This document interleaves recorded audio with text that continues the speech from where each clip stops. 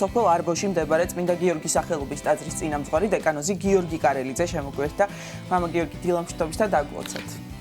დილამშვიდობისა, გილოცავთ მოკლედ დღევანდელ დღეს. დიდი მადლობა თქვენს გილოცავთ გერგეტობას და სწორედ დღევანდელი დღის მნიშვნელობის შესახებ გვინდა რომ ვისაუბროთ. ჩვენ დასაწყისში ვუთხარით მაყურებელს და კიდევ ერთხელ გავიმეორებთ, რომ პატრიარქმა ილია მეორემ უთმინდესმა და უნეტარესმა წლების წინ გერგეტის სამებაში აღავლინა წირვა და შემდგომ დღევანდელი დღე გერგეტობა ასევე გამოაცხადა სულიერი სიყვარულის დღედ. და აი მას შემდეგ სიყვარულის დღეს აღნიშნავთ 16 ივლისს.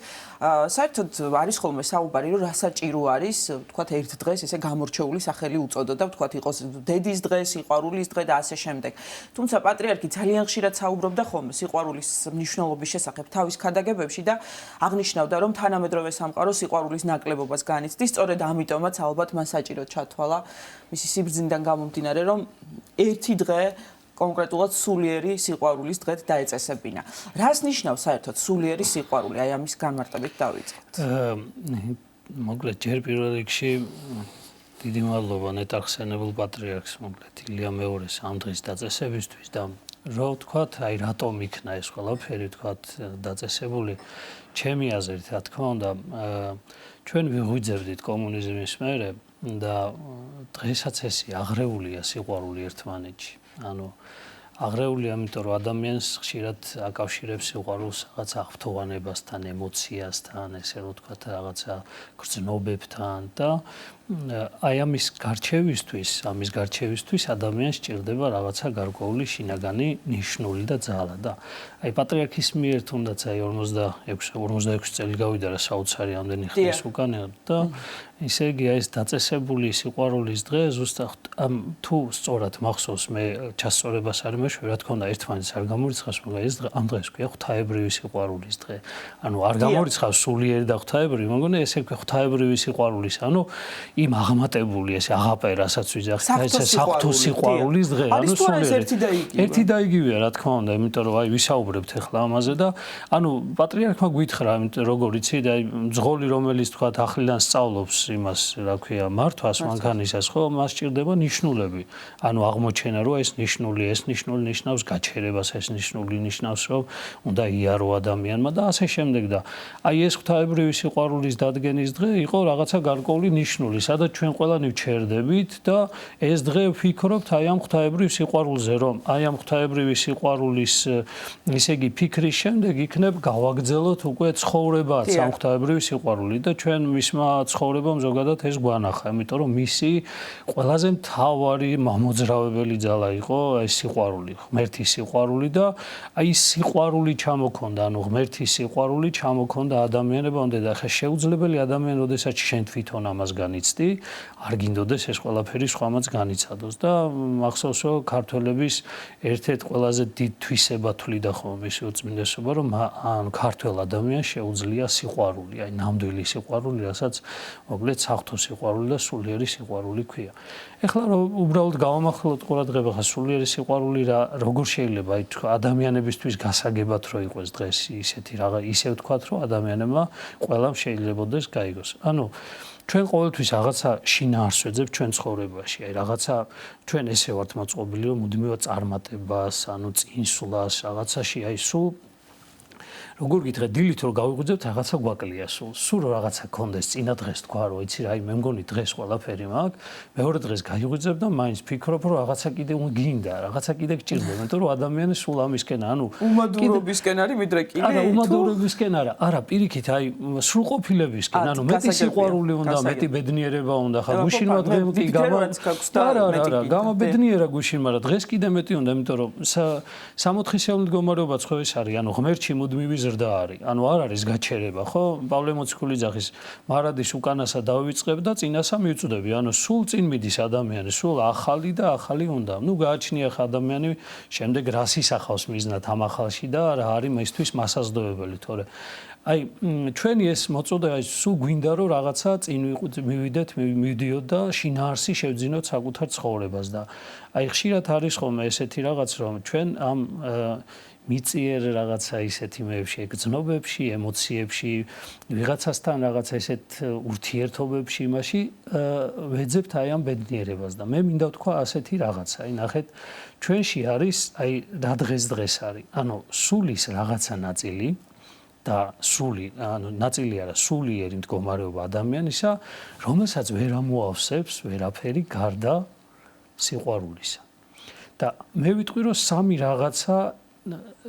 სამი რაღაცა ჭირდება ადამიანს, რომ ეს სულის, ესე იგი, ნაწილი შეივსოს და მართლა სისავსე იქნას. პირველი, უნდა უყვარდეს ვიღაცას ის თვითონ და პატიება უნდა შეეძლოს.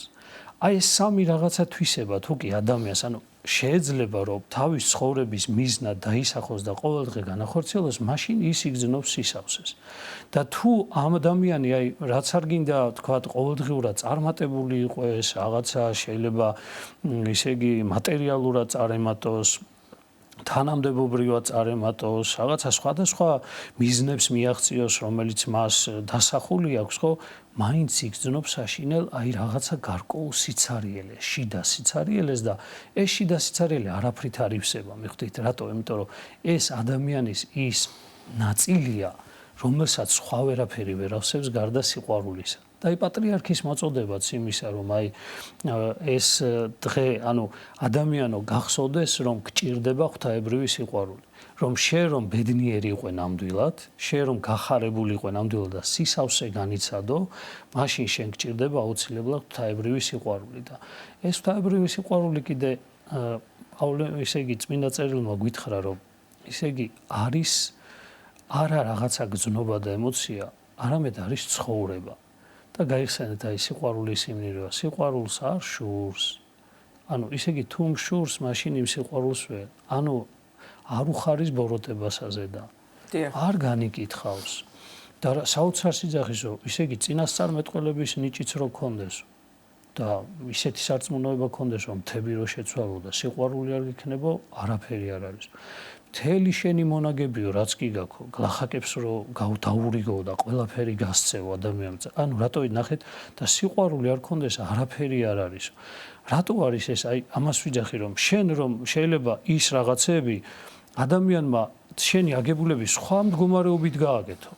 უამრავი კეთილი ადამიანია, რომელიც თქვათ ურიგებს ადამიანებს იკეთებს, მაგრამ ეს არნიშნავს იმას, რომ ადამიანის სისავსე ექნება ღვთაებრივი სიყვარულისა და აი ზუსტად ანუ ქმედებებშია გამოხატული სიყვარული და აი ჩვენ ყოველდღიურად უნდა უბრალოდ ვეცადოთ იმას, რომ აი ამ სიყვარულს ესე რომ თქვათ აი ეს გვჭირდება, მინიმუმ გვჭირდება, აი გვჭირდება, რომ ღმერთის სიყვარული, აი უანგარო სიყვარული, აი როგორც შეეძლო, თქვათ, მართლა შეეძლო პატრიარქს და ამ მე ვიძახი ხოლმე, რომ აი მისმა იმ ბოლო დღეებმა დაამტკიცა ეს ყველაფერი.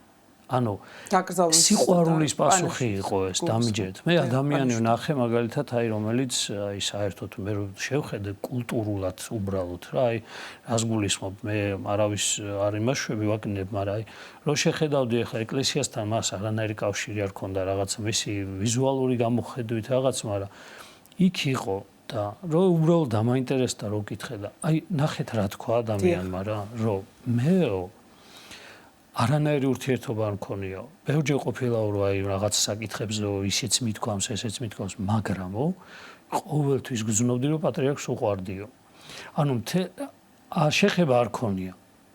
არანაირი შეხება არ ქონია, მაგრამ აი მისი ალბათ არ ვიცი ხა რომ უყურებდა, არ ვიცი უსმენდა, არ ვიცი რატომღაც ქონდა შინაგანი განცდა, რომ მე ვიცი რომ პატრიარქს უყვარდიო და ამ სიყვარულის ისე იგი დასაბრუნებლად და გამოსახატავად და იყო ჩამოსული დასავლეთის ძალიან შორი ქალაქიდან. უბრალოდ ჩამოვიდა. დიდ სიყვარულს გრძნობდა ქართველი ხალხი და ამიტომ ეს ყოველთვის იყო უკავშირი მის მიმართ ყოველთვის უბრალოდ. აი ეს არის ის სულიერი და ღვთაებრივი სიყვარული, რომელიც ხო გეუბნებით, ანუ არაფრის გაკეთების იქი დგას. ანუ ადამიანმა რამე კი არ გამიკეთა რეალურად შეიძლება, ანუ ფიზიკური ან ისეთი შეხება არ მქონია, მაგრამ მე ვიცი დარწმუნებული ვარ რომ ამ ადამიანს უყვარ. არ ვიცი ხა ეს ახსნას ვიღაცამ ხო შეიძლება ახსნას უბრალოდ სულ უცხო ადამიანს რატომ უნდა დაებადოს ეს მომენტი ხო? დაებადა იმიტომ რომ რაღაცა განცდა ქონდა აი ამ იმისა რომ ძალიან იგრძნობოდა. ხო, ამას გულისხმობ ზუსტად. აი ეს არის ძალიან მნიშვნელოვანი რომ ისე იგი ჩვენ ღმერთი აი ამ ნიშნულებს გვაძლევს ადამიანების სახითაც, ხო? ანუ დღეს ჩვენ ბედნიერები ვართ, აი მართლა ბედნიერია ერი, რომელსაც მოკლედ შორს არ ჭირდება წასვლა. წიგნებიდან არ ჭირდება ამოკითხვა, მაგალითად ეხლა რო წავიდე და მე რაღაცა წმინდათა ცხოვრება წავიკითხო, იქიდან მაგალითად მაქსიმე ამხსარებლის 400-ეული მოკლედ თავი, რომელიც სიყვარულის შესახებ არის უნიკალურია, რა თქმა უნდა ეს ნიშნავს, მაგრამ პრაქტიკაში როგორ განვახორციელო და აქ მყავს ადამიანი, რომელიც იმას, რასაც მე წმინდა მამებთან კითხულობ, პრაქტიკაში, ანუ ხილულად გრძნობ ამ ყველაფერს და ეს არის უდიდესი სიხარული, ანუ რომ ჩვენ მოკლედ აი უახლეს ისტორიაში ყავდა ისეთი ადამიანი, ვისაც ნამდვილად შეეძლო ეს უანგარო სიყვარული. ანუ და ეს ხო გეუბნებით უანგარო სიყვარული დამტკიცდა. ის კი არა რომ ჩვენ ვიღაცას მივაწერთ, ხო? არის რომ აი მაგალითად ჩვენ გვინდა რომ ადამიანი ესეთად წარმოვაჩინოთ. არა, ეს ღმერთმა წარმოაჩინა, მისი რა თქმა უნდა იმ გარდაცვალების შემდეგ აი ეს წარმოაჩინა და ალბათ დღევანდელი დღის მნიშვნელობაც თავისთავად მივხვდით რომ 46 წლის უკან განჭვრით ადამიანმა რაც გვჭირდებოდა და დღეს მე თვითონაც ასე იცხოვრა და მოკლედ თავისთავად უკვე ძალიან დიდი მაგალითი მოგცა ამის. მამა გიორგი მართლაც უდიდესი მაგალითი გქონდა ჩვენ ყველას თუ როგორია, რას ნიშნავს საღვთო სიყვარული. ყველამ შეიძლება ის სიმაღლე ვერ შეძლოს, რაც აი პატრიარქმა გვაჩვენა, რა მაგალითის პატრიარქმა მოგცა, ბუნებრივია ეს განსაკუთრებულების და უნიკალური გამორჩეული ადამიანების ხვედრია, თუმცა ის რომ მივბაძოთ, ვემსგავსოთ, რა თქმა უნდა, ყველა შეგვიძლია. როგორ მოიპოვება საღვთო სიყვარული? ეს ვთქვათ, რაღაც ნიჭია, რომელიც ადამიანსთან დაყვება, თუ ამაზე შრომაა საჭირო და პირადი ღვაწლი, რომ ეს შეძლოს ადამიანი. აუცილებლად, ანუ სიყვარული არის თავგანწირო.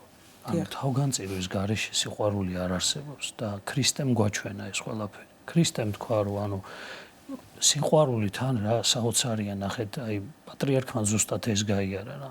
ქრისტემ ისე იგი რა თქვა, იცი, თქვენ რომ უანგაროდ გეყვარება თუ ადამიანებიო, თვითონ ხო სიყვარული იყო ქრისტე, ხო ღმერთი სიყვარულია და წარმოიდგინეთ ამ სიყვარულს რა გაუკეთეს ისე იგი გახევებული გულის ადამიანებმა. ისე იგი გალანძღეს, ცემეს, ისე იგი აგინეს და ყველაზე სამარცხინო სიკვდილით მოკლეს. ხო და ამიტომ ასეთ სიყვარულს კაცობრიობა ვერ იტანს და კლავს. ჩვენს პატრიარქს ჩვენი არასწორი დამოკიდებულებებით ამ 50 წლის განმავლობაში აი ბევრჯერ ვატკინეთ აი ამ სიყვარულის გამო, მაგრამ მას მაინც უყვარდით. აი ეს არის ყველაზე მთავარი. აი ანუ ეს არის თავგანწირვა. თუ კი შენ ადამიანს არ შეგიძლია საკუთარი პირადი ეგოიზმი გაწირო და თქვა აი მე მინდა მიყოს ჩემი ნება, აი ეს თუ არ შეგიძლია დაწიო უკან და თქვა რომ მე მინდა ვემსახურო ღმერთს და ღვთის ნებას და გამომდინარე აქედან ადამიანების ისე იგი სიყვარულს, მაშინ არ გამოუვა არავის და დღეს იმდენად არის აი სამწუხაროა რომ ისეთ წუთისოფელი მივიღეთ ამ ეტაპზე რომ აი როგორც წმინდა წერილშია გამრავლებითა უსჯულოებისათა განხმეს სიყვარული მრავალთაო და ხმება ეს სიყვარული და აი პატრიარქისნაირი ადამიანების აი ეს რაღაცა თავგანწირული სიყვარული ეს ისე იგი უაზისია, უდაბნოშია, ესე ძალიან ცხელ უდაბნოში, ესე უწყლო უდაბნოში რაღაცა უაზისია და ჩვენ მართლა მადლობა უნდა უთხრათ ღმერთს აი ამისთვის, ამ ყველაფრისთვის და ალბათ მთელი პატრიარქის მოღვაწეობაც ისე იგი ის იყო, ანუ თავგანწირვა იყო, თავდადება და თავგანწირვა იყო და როგორც კითხვა დასვი, რომ თავგანწირვის გარეშე სიყვარული არ მოიპოვება და ეს თავგანწირვა კიდე არის ყოველდღიური. ყოველდღიურ ეგოიზმთან ბრძოლა, იმიტომ რომ სიყვარულის ყველაზე დიდი მტერი არის ეგოიზმი. ანუ შეუძლებელია ადამიანმა, აი ოჯახურ ცხოვრებაში ზუსტად ესეა რა. მე და ჩემი სადაც არის, ხო, იქ უკვე იკლებს თავისთავად სიყვარულის, სადაც არის ჩვენ და ჩვენი, ანუ სადაც ადამიანებს შეუძლიათ საკუთარი ესე რომ ვთქვათ, შეიქმნან დისკომფორტი, რომ სხვა შეუქმნან კომფორტი. იცხოვრე სხვისთვის. აი ხო, ნუ და აი ამას უნდა ეცადო. კი და აი ეს ყველას ალბათ ჩვენი ადგილი გვაქვს ამ როგორც წეგან შენ თქვი რომ ყველას არ გვაქვს ისეთი ალბათ ნიჭი, მაგრამ ყველა მოწოდებული ვართ და ნუ ვიტყვით იმას რომ არ შეგვიძლია ამის გაკეთება, იმიტომ რომ ჩვენი ერის ცხოვრებაში არიან ადამიანები, რომლებიც სულაც არ იყვნენ მასეთ მაღალ იმაზე, ესე რომ ვთქვათ, აი საპატრიარქო მსახურებაზე, უბრალო ადამიანები იყვნენ, მაგრამ მათაც სამშობლოსთვის, ანუ ღმერთისთვის, რწმენისთვის და სამშობლოსთვის დადეს თავი და გაწირეს თავი და ეს სიყვარული აჩვენეს. 100,000 ქართველი მოწამეა ჯერ ამის მაგალითი და არა მხოლოდ ჩვენი ისტორიის განმავლობაში. აი, როდესაც ჩვენ ვსაუბრობთ საღვთო სიყვარულზე, შეიძლება ზოგ ადამიანს ესე მიაჩნდეს, რომ თქვათ ასეთი სიყვარული ვრცელდება მხოლოდ ოჯახის წევრებზე, რაღაც მეგობრებზე, უახლოეს ადამიანებზე, მაგრამ მოყვასი სიყვარული და მოყვასი ვინ არის ვიცით, ნებისმიერი ადამიანი და უფლის სიყვარული არის საფუძველი, ხო, ჩვენი სარწმუნოების. რამდენად ეს არის შესაძლებელი, რომ ადამიანმა ანუ კი, გასაგებია რომ უნდა ვემსგავსოთ უფალს, გვაქვს ამის მაგალითები ჩვენს რეალურ ცხოვრებაშიც, ვთქვათ, ჩვენს ირგვლივ არიან ესეთი ადამიანები, ვინც დაგვანახეს ამის მაგალითი, მაგრამ მაინც ცოტა რთული არის, რომ აი უცნობი ადამიანისთვის, ანუ იცხოვრეს სხვისთვის, ეს ვრცელდება მოყვასზე, ხო? და მოყვასი არის ნებისმიერი ადამიანი. კი. ნახეთ როგორ არის ეს კაცთაგან შეუძლებელი არის. შეუძლებელი ადამიანმა შეძლოს. ეს მხოლოდ შეუძლია ღმერთს. ანუ ქრისტეა თვითონ სიყვარული და ნახეთ, აი მართლმადიდებლური სარწმუნოების საფუძველი ზუსტად ეს არის, რომ ჩვენ ყველა საიდუმლოში, რომელიც ეკლესიას აქვს, ანუ აღსარებას ვამბობთ, ვეზიარებით, ვთქვათ, ზეთის კურთხევაში ვიღებთ მონაწილეობას თუ მღვდლები ხვდებით, სამღვდელო პირობ და ხელდასხმას ვიღებთ თუ დანარჩენი ყველაფერი რაც კი არის ეკლესიის წიაღში ერთი რამისთვის არის, რომ ქრისტე დამკვიდრდეს ადამიანის გულში და ეს ქრისტეს დამკვიდრება გულში ნიშნავს სიყვარულს. მხოლოდ და მხოლოდ სიყვარულით გამოიხატება მე, იმიტომ რომ ნახეთ როგორ არის, აი მაგალითად, როდესაც ადამიანის გულს ქრისტე შეეხება და ის შეხება დატევნილობის გამომდინარეა, აი რამდენი დავიტიე და რო დავიტიე, მე ნახეთ შეიძლება ძალიან ცოტა ადამიანი შემიყვარდეს პირველ ჯერზე მარტო ოჯახის წევრები. მე რაც უფრო ქრისტე მეტად შემოდის, მე ეს სიყვარული ფართოვდება და ვიძახი, აიმე, ეხლა მთხოვ საკუთარი თავი, რომ აი მე მგონი მეზობელიც მიყვარს უკვე. და ხვდები რომ ეს ჩემი შემოქმედება არ არის. რა თქმა უნდა, ჩემი ნებაც არის ეს, რომ ღმერთს უთმობ ამას, მაგრამ ქრისტე მოქმედებს ამ სიყვარულით. იმიტომ რომ ადამიანს ახლა ცდილობს ადამიანს საკუთარ თავს აიძულოს, საკუთარ თავს დააძალოს, რომ ვიღაც უყვარდეს და შეუძლებელია, იმიტომ რომ ღმერთია ის სიყვარული, რომელზეც დღეს ვსაუბრობთ, ის სულიერი სიყვარული, რომელსაც მართლა ძალა გააჩნია და ეს სიყვარული, როგორც ვთქვით, პატრიარქზე მოქმედა, ამიტომ გაიზარდა. მე სულ ვიძახდი ხოლმე, რომ აი მისი უწმინდესობა ქადაგებას რომ დაამთავრებდა ხოლმე რაღაცა ხოლმე თან დაალოცოს საქართველოს და იტყოდა ხოლმე რომ სოფლიოც ახსენებდა და მე ხო ანუ ფიქრობდი ხოლმე მე თქვი სოფლიო ანუ გული რომელიც ქრისტეთია სავსე შეუძლებელია ყველა ადამიანი უყვარს უკვე ანუ იმისთვის აღარ არის რაღაცა გარკვეული ისინი რომ ეს მიყვარს და ის არ მიყვარს ეს სიყვარული კი რა თქმა უნდა სხვადასხვანაირად ვრცელდება ოჯახის წევრებზე იმიტომ რომ ისინი სხვანაირად გრძნობენ ნათესავი სხვანაირად გრძნობს იმ სიყვარულს მეზობელი სხვანაირად გრძნობს თანამშრომელი სხვანაირად მაგრამ სხვებიც გრძნობენ, ანუ ჩემი სიყვარული, ანუ როგორ არის იცი, მე ყველა მიყვარს უკვე და ეს ადამიანს არ შეუძლია.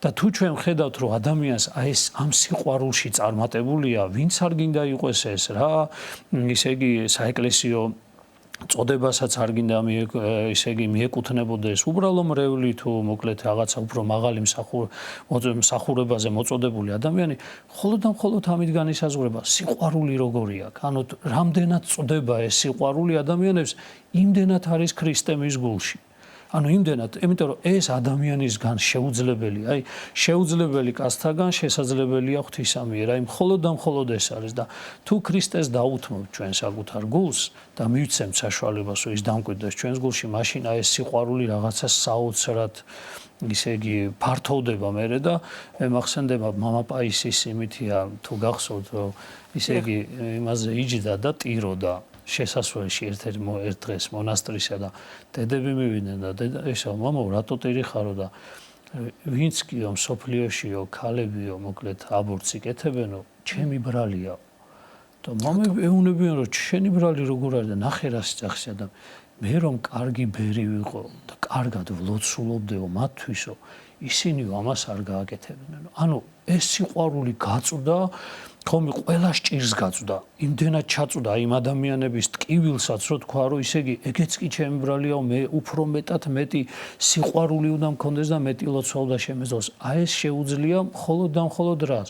ადამიანურად არა, ჩვენ ადამიანებს ამის ესე რომ თქვა ნიჭი, ჩვენ შეგვიძლია მხოლოდ და მხოლოდ ვითანამშრომლოთ ღმერთთან, რომ გავუხსნათ სიყვარულს გული, რომ მე ეს სიყვარული ღვთისა მიერ გადმოიღვაროს და გადმოვლინდეს და ხო გეუბნებით ახლა ის გარშემო ტრიალებ და ამის ყველაზე დიდი მაგალითი ყავდა ჩვენ ესე იგი ჩვენი პატრიარქი და ეხლა ისე მართლა რა საოცარი ნიჭია სიყვარულის რომ არასოდეს არ უპასუხო არც ერთ ცილისწამებას არასოდეს არ უპასუხო თქვათ მათ ვინც განგიკითხავენ და მათთვის ილოცო ოღონდ ეს გააკეთო არა მოჩვენებითად არამედ ნამდვილად და ის ჩანდა რომ პატრიარქი ყოველთვის ამას აკეთებს ნამდვილად აკეთებდა ამას ვიძახ პავლე მოციქულმა ეთქვა რომ საქმეში ვლინდებო სიყვარული ხა დღეს კი იძახია მე გულში მაქვს სიყვარული და მე მიყვარს და ხა უბრალოდ ამის გამოვლენა არ ვიცი ეს იმ გზნობით სიყვარულზეა ლაპარაკი რომელსაც დღეს დავარქვით მაგრამ შეუძლებელია ანუ აი პავლე მოციქული ამას იძახებს სიყვარულს არ აშურს არ ქედმაღლობს არ განიკითხავს აი გვეუბნება და ანუ თუ ჩვენ ხედავთ რომ ადამიანი იმ მისგან გაღებულ სიყვარულზე დაბრუნებულ აგრესიას და განკითხვას და იმას პავლე მოციქულის გავსად პასუხობს მაშინ უკვე გასაგებია რომ ის ღვთაებრივი სიყვარული მოქმედებს იმიტომ რომ ადამიანურად შეუძლებელია აი მითხარით ბოლოს როდის იყო რომ ისე იგი ვიღაცამ რაღაცა სიტყვა დაგვახვედრა წინ და ჩვენ ისე იგი იმ წუთში არ წამოვენთეთ და არ გვინდოდა რომ გვეპასუხა ხო ნუ იქ გააჩნია ადამიანს ეხა რას გეუბნებიან სადღაც ჩვენს გვაქვს ის მაგრამ გონებაში მაინც დაუპირისპირდება ხო და ახლა წარმოიდგინეთ ეხა რაც პატრიარქმა მით უმეტეს ბოლო წლებში გაიარა თვითონ რაც გაიარა და ადამიანს არ დაცდენია რაღაცა მსგავსი რაღაც და რამხელა სტანდარტი დაგვიდო წარმოიდგინეთ აი რამხელა თამასა დაგვიდო ეს მარტო მღვდლებს და მე ისე ვიტყოდი ჩვენს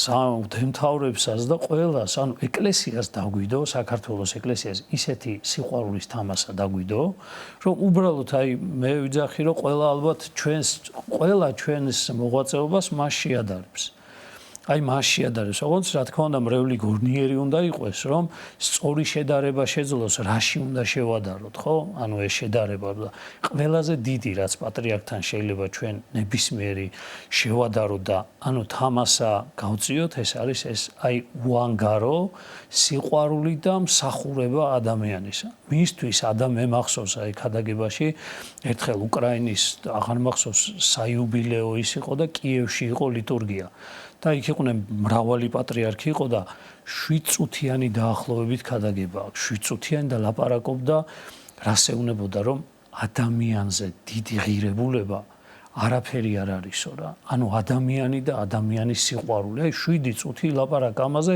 აი მე რა ვიცი ვისაც გაქვთ კი რუსულად არის ეს ქადაგება მაგრამ ვისაც აქვს ამის საშუალება მოусმინოს ეს ამდენი მოკლედ ეკლესიის წინამძღოლები 7 წუთი აი ესე მოკლედ ყურადღებით უსმენენ პატრიარქს იმიტომ რომ საოცარ ამაზე საუბრობთ მამა გიორგი ეს წუთი დაგვრჩა და გერგეტის სამებაზეც რამდენიმე სიტყვა რო ბრძანოთ აი მე მახსენდება და განსაკუთრებით მაინც აი 90-იანი წლების ბოლო 2000-იანების დასაწყისი და როგორი პოპულარული გახდა პატრიარქის მიერ დაწესებული ეს დღესასწაული და რაღაც ჯგუფები სულ მიდიოდნენ მოსალოცად გერგეტის სამებაში და იქ უნდოდათ რომ შეხვედროდნენ ამ დღესასწაულს.